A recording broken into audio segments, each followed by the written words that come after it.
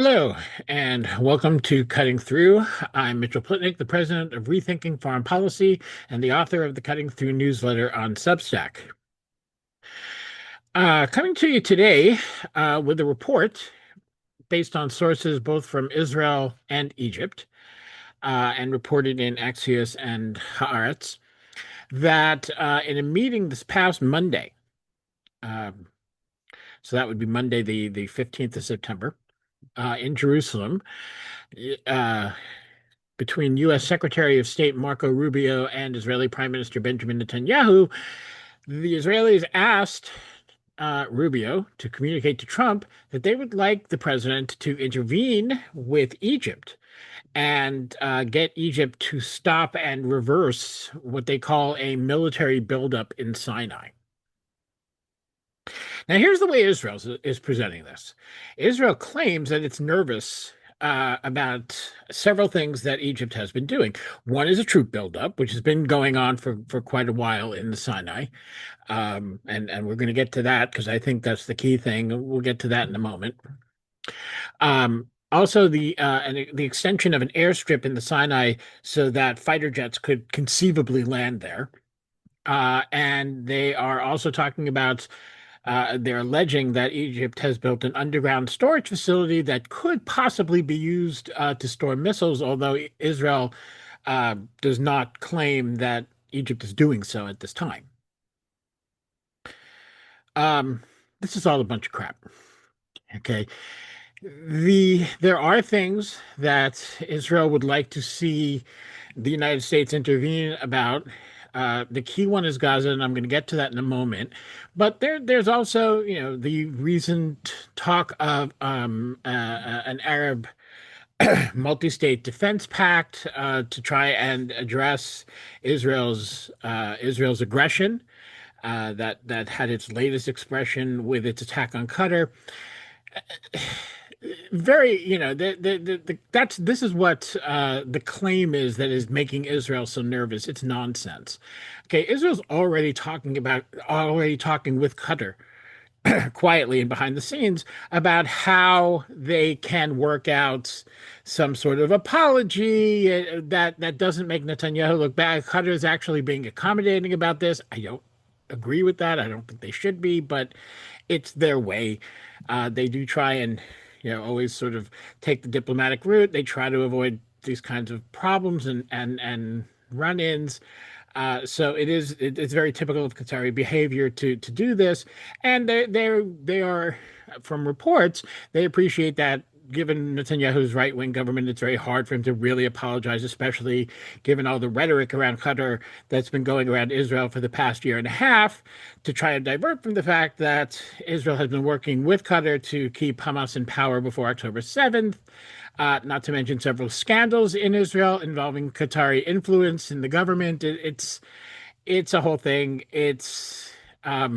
But the fact that they're already talking about how they can move past this and sort of paper over, or at least put a band-aid over the damage that Israel did with this foolish attack um, inside Qatar.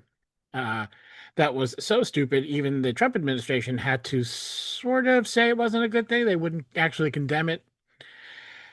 Um, there's there, and we can also look at history, um, when there was much more reason and back in the Cold War, for example, for Arab uh, unity uh, against Israel. Um, and they could never get together. It's not going to happen now either. There's way too many competing interests and differences. It's not going to happen. Um, and Israel's aware of this. Israel is aware also that even if there was an increased, and certainly there is increased animosity right now towards it because of its, just unbelievable, boundless aggression throughout the region, Egypt has way too much to lose to even think about getting involved in an attack on Israel. They know this. This is all nonsense. Are these technically violations of the treaty? I don't know. The peace treaty between Israel and Egypt. I don't know. I'd have to look at the specifics of what Egypt is doing. There are definite limits as to how much Egypt can militarize the Sinai, and certainly, I believe from these descriptions this would exceed those limits. But yeah, these this is. I mean, if you want to talk about uh, start getting into the letter of the law violations, it's not a place Israel necessarily wants to go. In any case, this is all nonsense. It is not, Egypt is not thinking about, preparing for, or in any way considering an attack on Israel. It may be considering at least some possibility that Israel could attack them for some reason. Um, you know, it sounds silly, it sounds ridiculous, but so would an attack on Qatar have sounded a couple of years ago. So they may be thinking about that, but none of this has anything to do with any of that. It has a lot to do with Gaza. Um, and this is really what this is about. Um, Egypt has beefed up its forces and has built various facilities in Gaza, excuse me, in Sinai, ever since the Gaza genocide began, to both prevent a mass exodus from Gaza into Sinai. And if some Palestinians do come through, and especially if a large number do come through the crossing, do manage to get through, it happens that the border uh, barriers break down and a bunch of people get through. They have now built facilities to basically imprison those people. So that's been going on since the beginning of the genocide, and it was done in part because the Biden administration what came to Egypt and suggested that Egypt take people fleeing Gaza in large numbers, and Egypt said, "Hell no, we're not going to do that."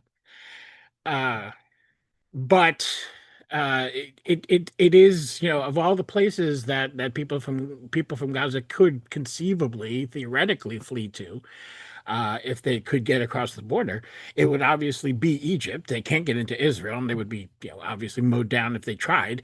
Um, and there's no other place. That's the only other country that borders on Gaza. So uh, there is, there is a real possibility in the Egyptians' minds that a large number of people can be forced out of Gaza and into Egypt. This is not something they want. Um, so they've built up these forces, and Israel's known that. The United States has known that. That's been part of the discussion around. Oh, when people, I think, in very bad faith, argue, why don't other Arab countries take these people from Gaza? And there's a lot going on there. It's a very, very fraught and difficult question because when conditions have been made this bad, when there's literally a genocide going on, people are literally starving to death in the streets. They're being gunned down, blown up, dying from all sorts of preventable diseases.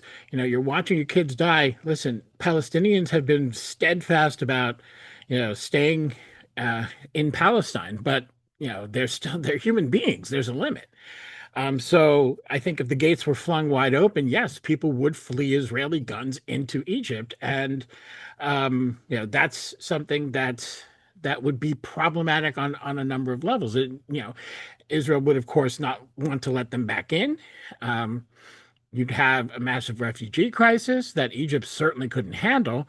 But also, you'd have a whole bunch of people who are there in Egypt and not going to be allowed to integrate into Egyptian society and wanting to go back to their homes in Gaza, even if those homes have been destroyed. They're going to want to go back and rebuild them. I think Palestinians have made that pretty clear for decades. Uh, that is what many people, I can't begin to guess how many, what the percentage would be, but many people certainly would do that.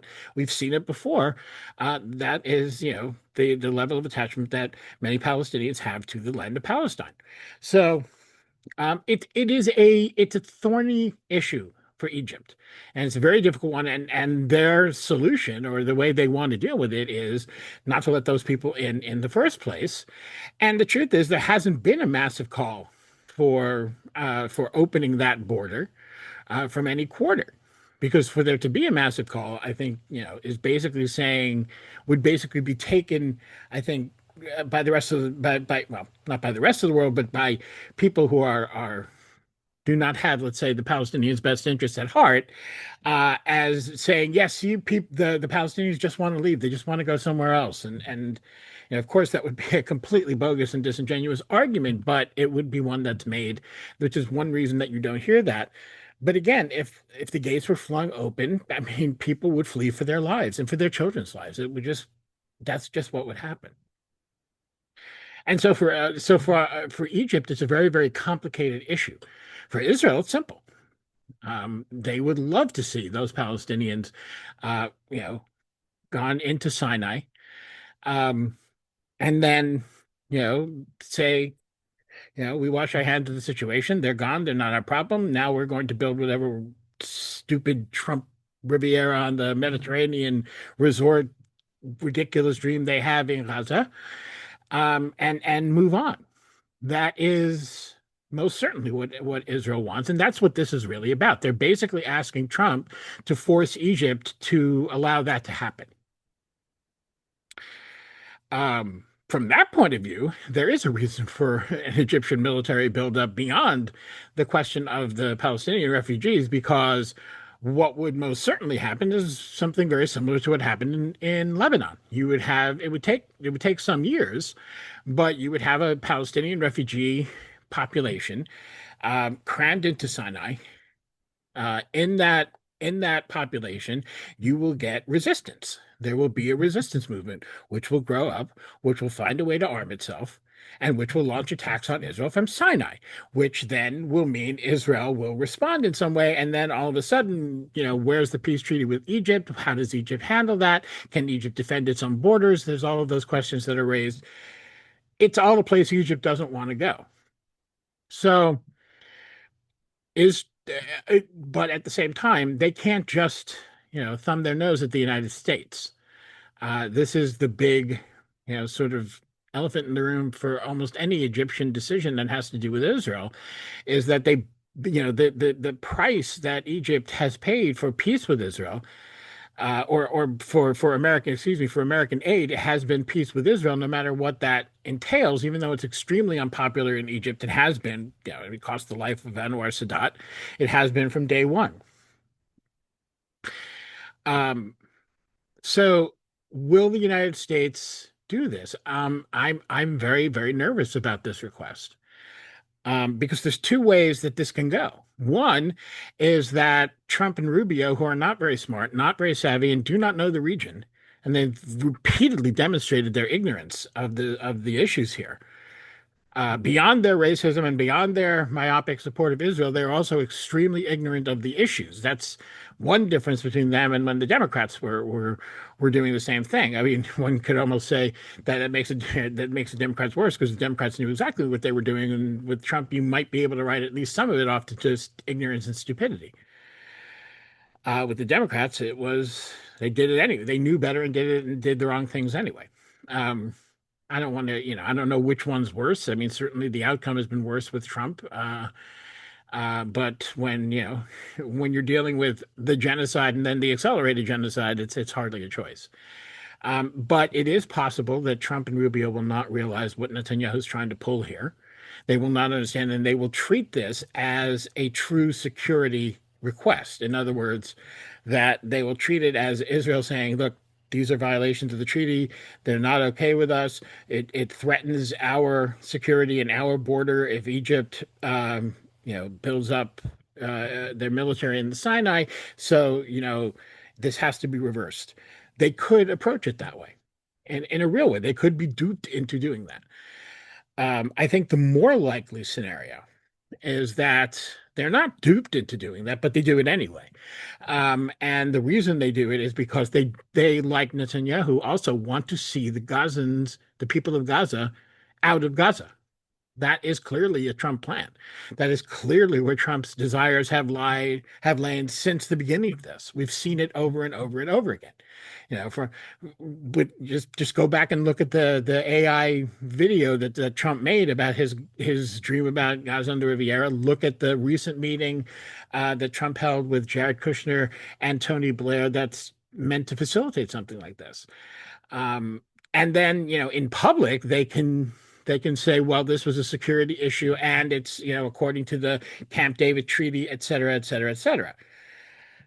Um, so I am very, very nervous about this. If this report is accurate and this request has gone to the White House, it could mean that we're looking at a next chapter um, where Egypt is forced to back away from the Gaza border to diminish its ability to keep its border closed with Gaza uh, from people coming out of Gaza, fleeing Gaza into Sinai, and then thereby facilitating an massive Israeli, even more massive Israeli push of the Palestinian population southward to the south to the Rafah crossing with Egypt, um, and people then pouring through into Sinai, who will never be allowed, at least if Israel has its way,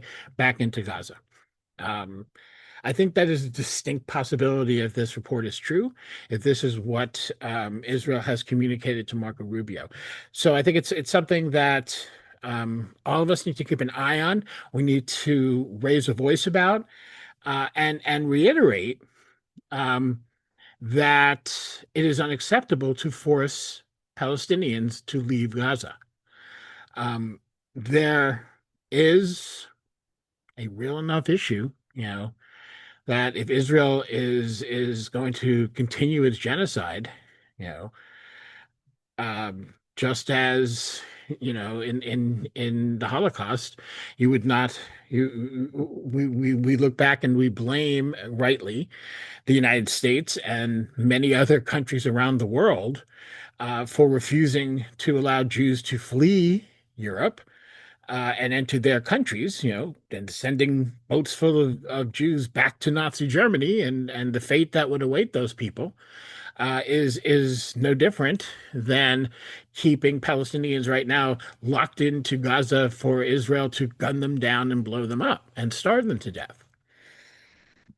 The only acceptable outcome, of course, is for all of the Israeli aggression uh, and siege to stop, and for the people of Gaza to get the help they need to rebuild. That is what, and to heal. That is what should happen, and that is what we should all insist on.